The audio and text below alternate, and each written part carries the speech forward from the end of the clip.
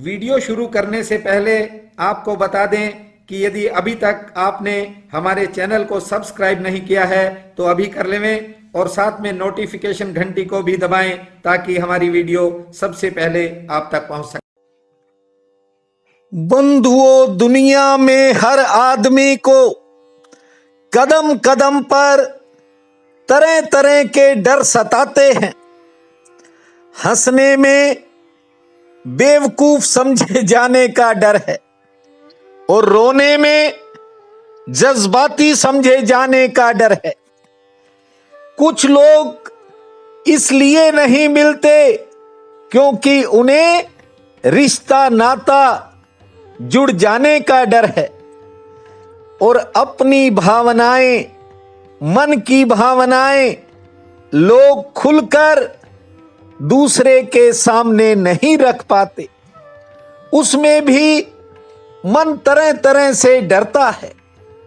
निज धर्म कहता है कि जब तक ये डर दूर नहीं होंगे, जब तक आप दूसरों के लिए ही सोचे चले जाओगे, तब तक जीवन को सही दिशा नहीं मिल सकती।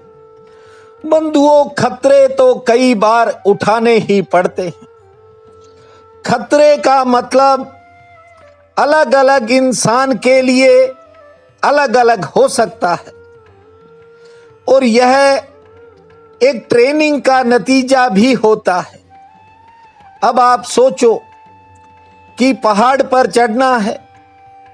एक व्यक्ति तो ठीक से चढ़ना जानता है, कारण वह पहाड़ों में ही रहता है, बरसों उसने वहीं बिताए हैं।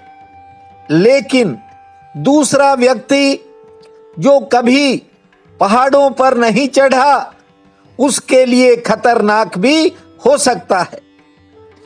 और ऐसा भी नहीं है कि जो प्रशिक्षित है उसके लिए खतरा नहीं है। खतरा तो कई बार वो कहते हैं कि तैराक ही डूबते हैं। बंधुओं, जिंदगी में जिम्मेवारी से खतरे उठाए जाते हैं, ये नहीं कि गैर जिम्मेवारी बरतो। सफलता पाने के लिए कई बार खतरे उठाने पड़ते हैं। बंधुओं, ये मन है, इसे निराशा का डर भी रहता है, लेकिन आप हमेशा अपनी योजनाओं को ठीक ढंग से आगे बढ़ाया करो। यहां कुछ लोग रातों रात करोड़पति बनना चाहते हैं और इसी कारण उनका जीवन हमेशा दुविधा में रहता है। बंधुओं, मेहनत से किया गया काम स्थायी सफलता देता है, किंतु ये मन है, ये हमेशा दुविधाएं खड़ी करता है, असमंजस खड़ी करता है। परमात्मा भी यदि आदमी के सामने आकर के खड़ा हो जाए तो भी आदमी तरह तरह के संदेह मन में बिठा लेता है। बंधुओं, लोग परमात्मा के सामने झुकने में भी मन की शर्तें रखते हैं। मैंने देखा है, कहते देखा है, सुनते देखा है, यदि परमात्मा तू मेरे लिए ऐसा करेगा तो मैं तेरे लिए ऐसा करूंगा। यहां झुकने में भी शर्त है और समर्पण में भी शर्त है, लेकिन प्रेम में कोई शर्त नहीं होती। बंधुओं, परमात्मा के प्रति अपने प्रेम को जगाया करो। परमात्मा ही सब कुछ कर सकता है। एक ही मां के 2 पुत्र हों या 3 पुत्र हों, सबका भाग्य अपना अलग होता है, लेकिन अपने श्रेष्ठ कर्मों से, अपने पुण्य कर्मों से, अपने उत्तम कर्मों से इंसान बहुत कुछ पा सकता है।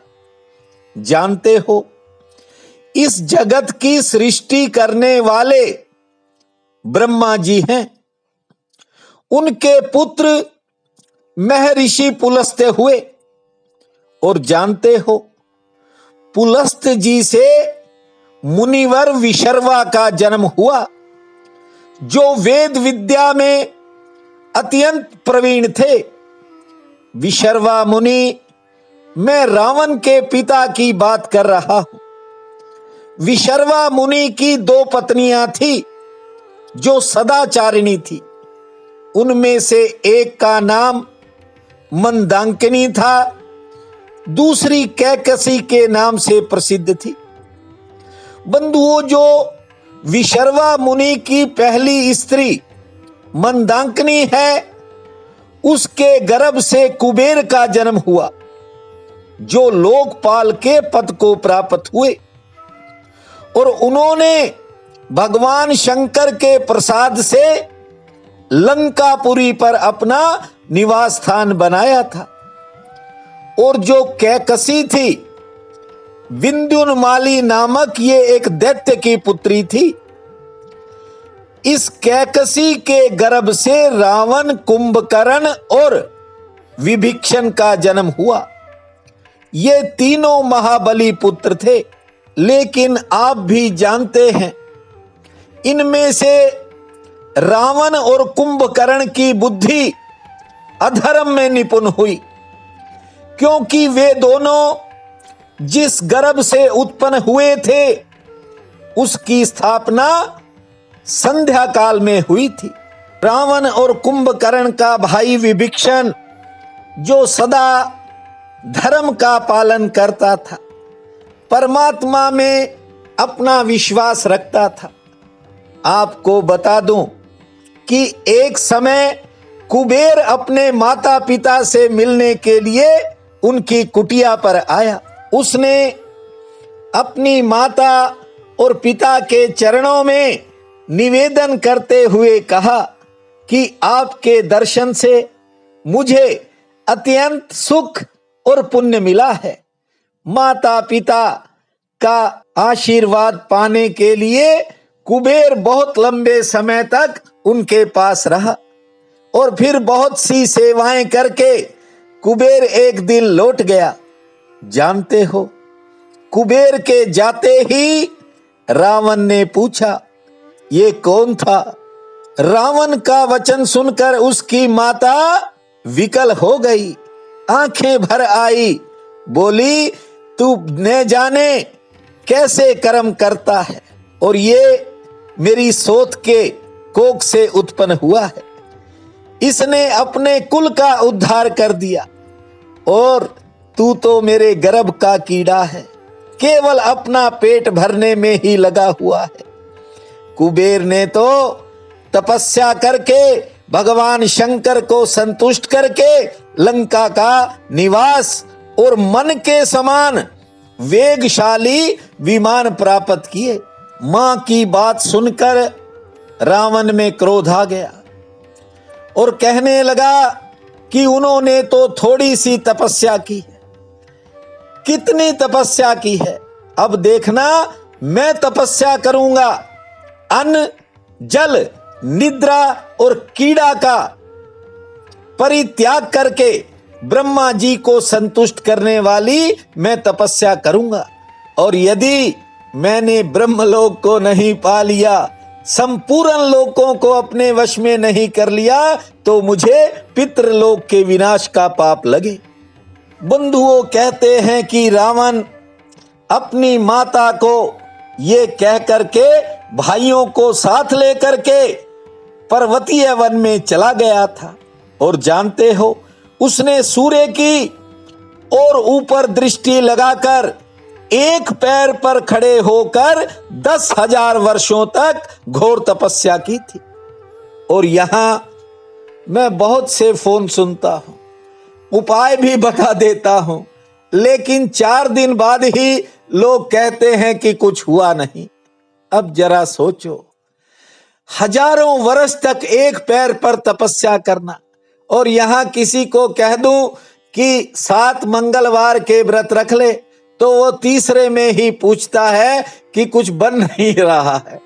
बंधुओं, परमात्मा का ध्यान करना, परमात्मा की तपस्या करना, परमात्मा को ध्याना, ये बिना शर्त के होता है। आप करके देखो, आपके ऊपर हर समय उसकी कृपा बरसने लगेगी। आज ज्येष्ठ शुक्ल पक्ष की द्वितीया है, बहुत बड़ा पुण्य काल रहेगा। उठते ही धरती मां को प्रणाम करना, 4 बार लंबी श्वास लेने के बाद 40 बार ताली बजाना, फिर 5 मिनट खुले आकाश को देखना, शनि देव का स्मरण करके अपने दिन के कामों की शुरुआत करना, सूर्य नारायण तुलसी मैया को जल अर्पित करना, दोपहर में गुड़ शक्कर रखकर किसी भी पशु को पक्षी को 2 रोटी खिलाना, शाम के समय ठाकुर जी के समक्ष दीप जलाकर हनुमान चालीसा का पाठ करना। भूमा शनै शनै, भूमा शनै शनै, इस महामंत्र को जपना, समय शुभ रहेगा। प्रिय बंधुओं व मातृदेवी शक्तियों, आज 12 जून दिन शनिवार है। आप सबको मेरा नमस्कार है। आज का राशिफल इस प्रकार है। मेष, किसी कारण आज किसी कार्य क्षेत्र के काम में कठिनाई आ सकती है, भागदौड़ ज्यादा हो सकती है और घर परिवार में समय आराम पूर्वक बीतेगा, सेहत ठीक रहेगी। आमदन के लिए दिन मध्यम श्रेणी वाला है। वृषभ, कारोबार से लाभ ठीक होगा। परिवार में सेहत संबंधी कोई चिंता भी बन सकती है। मेहमान आगमन का योग है, लेकिन आज समय की गति आपके लिए ठीक रहेगी। कोई पुराना काम बन सकता है। मिथुन, मन में किसी के प्रति विचारों का उतार चढ़ाव बढ़ सकता है। आमदन के लिए सितारे ठीक हैं। दिन थोड़ा संघर्ष वाला रहेगा। कोई नया काम बनने का भी योग है और सेहत पक्ष थोड़ा नरम है। कर्क, किसी क्षेत्र में कोई नया काम करने की बात मन में आएगी। आमदन के लिहाज से दिन ठीक है। परिवार में थोड़ी कहासुनी हो सकती है। मित्र से मिलन होगा। सिंह, आज संतान संबंधी कोई काम बनता हुआ दिखाई पड़ेगा। सेहत ठीक रहेगी। कारोबार से आमदन ठीक होगी। नौकरी पेशा लोगों पर काम का दबाव कम रहेगा और कोई नई सूचना आ सकती है। कन्या, आज कोई पुरानी इच्छा पूरी होगी। सरकार संबंधी काम में सफलता का रास्ता खुलेगा। नए कारोबारी कामों की जो है गति तेज होगी। सेहत पक्ष थोड़ा नरम है। तुला, आज कोई पुराना काम बन सकता है। व्यापार के लिए दिन सामान्य रहेगा। समाज में रुतबा बढ़ने के योग हैं और यात्रा पर विचार होगा। वृश्चिक, नवीन योजनाओं से आपको फायदा मिलेगा। कारोबारी सितारे ठीक हैं। कोई नया संपर्क जुड़ सकता है और आर्थिक पक्ष भी ठीक रहेगा। धनु, कोई पारिवारिक जिम्मेवारी पूरी हो सकती है। संतान संबंधी कामों में थोड़ा इंतजार करना पड़ सकता है। सेहत ठीक रहेगी। मन किसी के प्रति बदलेगा। मकर, कार्य क्षेत्र से आज मन थोड़ा भागेगा, कम मन लगेगा। कोई पुरानी चिंता मन में तनाव पैदा करेगी। आमदन के लिए दिन ठीक है। गृहस्थ में सुख प्राप्त होगा। कुंभ, किसी के सहयोग से कोई पुराना काम बनेगा। कारोबारी सितारे मध्यम श्रेणी के हैं। दोपहर बाद समय में बदलाव होगा। मीन, कोई नया काम बनने से मन प्रसन्न होगा। मित्र मिलन का दिन बन सकता है और संतान संबंधी कामों पर खर्च होगा। सेहत ठीक रहेगी। आज का ये दिन आप सबके लिए अति शुभ फलदायी हो, यही मेरी प्रार्थना है। आपका बहुत बहुत धन्यवाद।